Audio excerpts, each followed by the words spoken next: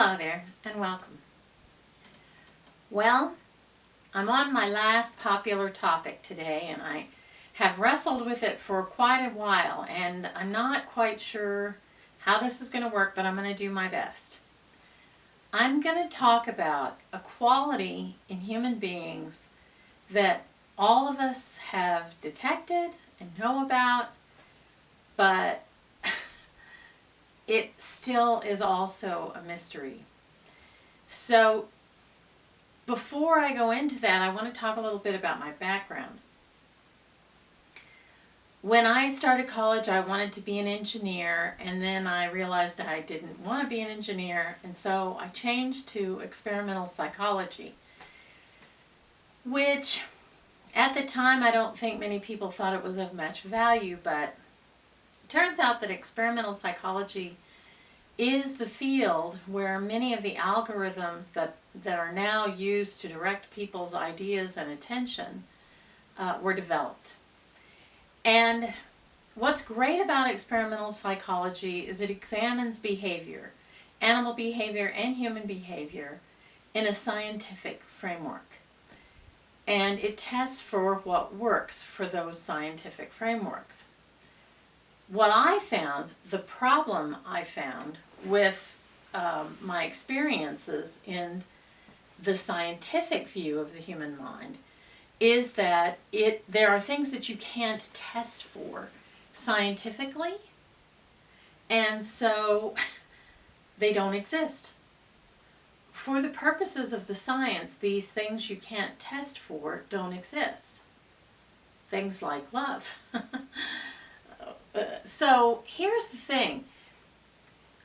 I then became tremendously interested in literature, which I always had an interest in, even as a child, because literature starts from the position that yes, these things that we can't test scientifically do exist, and they're monumentally important, and we should pay real attention to them. And authors and thinkers for all of humankind have been trying to wrestle with these things. And for that reason, literature became more important to me than any science. That given, let's talk charisma. Charisma exists because we've all witnessed it. And when you're transitioning, when you're transforming from a child into adult, charisma is a quality that is almost irresistible.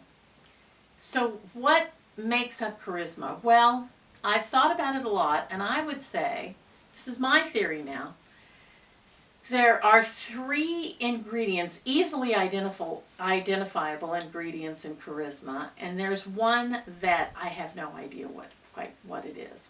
So, the first ingredient that I think is present in charisma is self-assurance. The quality of being content with one's self. Comfortable. Strong in one's sense of identity. That is a quality in charisma. The second quality that I think charismatic people have is courage. They are naturally courageous. They may not be physically courageous, but they are courageous in very distinct ways. They're brave. They'll say it, they'll put their foot in it, they'll stand up, that kind of thing. And finally, and the last ingredient that I'm certain of is a deep social intelligence. They read the room. They can tell when something's working. They can tell when they're getting to someone. And they naturally hone this quality every time they have a social interaction. And they like social interactions. And they get better as time goes on. They are very talented socially. All of these things are great qualities, but there's one more, and I don't know what it is. I would call it the secret ingredient, the mystery ingredient, the unknown variable that's there in charismatic people, and that I'm just not quite sure what it is. If you have a theory, please share. So, charismatic people are popular. They often are attractive, but not necessarily gorgeous. They often are intelligent, but not necessarily the most brilliant person in the room. They often are talented in other ways, musically, artistically, physically, but they aren't the very best at those things. They are often a much more recognizable sort of person. So that's part of what's the appeal, is it's easy to be around them. So charismatic kids are wonderful to teach. And in fact, I've had different variations of charismatic kids all through my teaching career. But I've only had one student that I thought, this person is so charismatic, he could be president. He could do it. He could run and he could win. And it would be kind of a walk for him to win because people would respond to him that intensely. How do I know this? Well, when I first met him, he was only 14. He already had a lot of charisma. A lot of kids already loved him. And anytime he was in a group, the kids would choose him as leader, and any group he led won. And it wasn't because he did their work for them. He didn't do that. He was so good at reading people, and he was so good at encouraging people, that he would talk with his group members and figure out their best, where they best fit in the group and the job they could do best, and he knew how to talk to them to motivate them to get them to do their work. He was that good. So every time he led a group, in any group activity, that group won. And it was because of his leadership, because he brought out the best in them.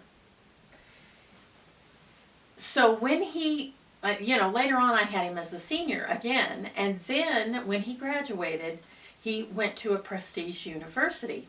And I told him that it was okay with me if he decided to run for president.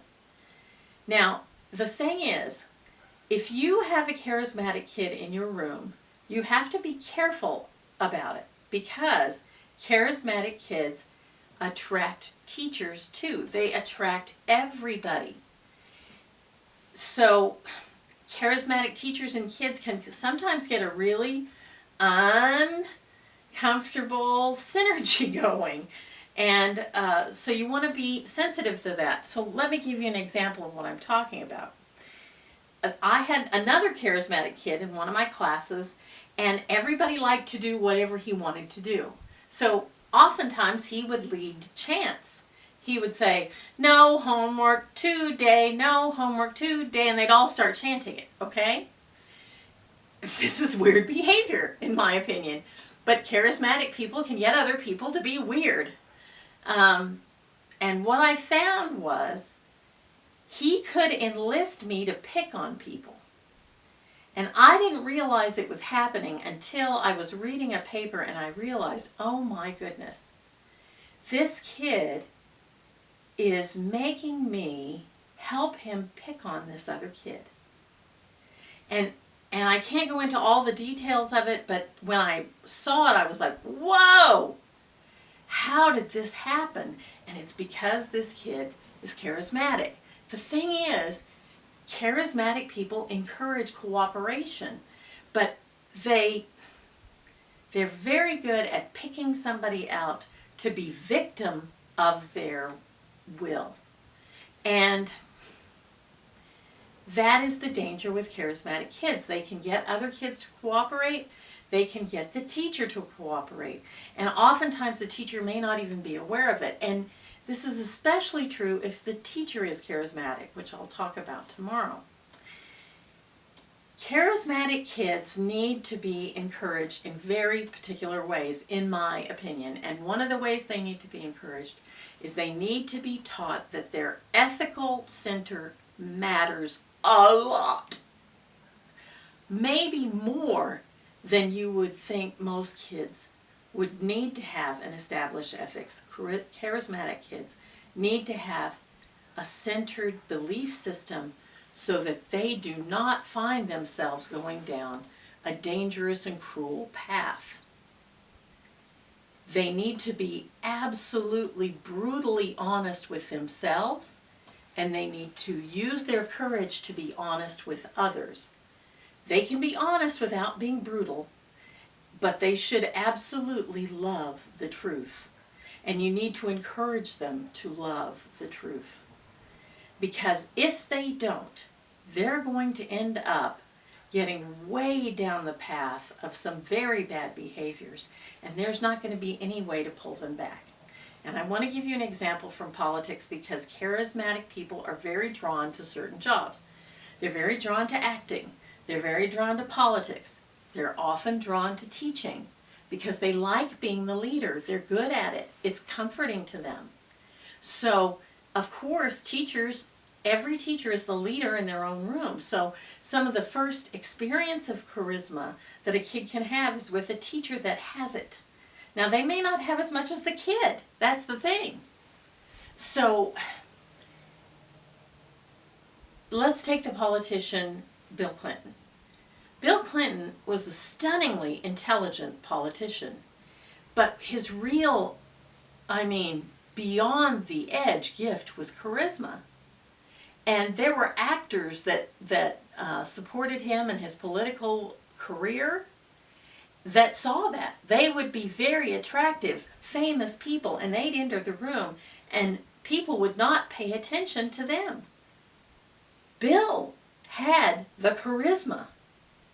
And that meant that even people that didn't like his policies or even didn't like him were drawn to him anyway.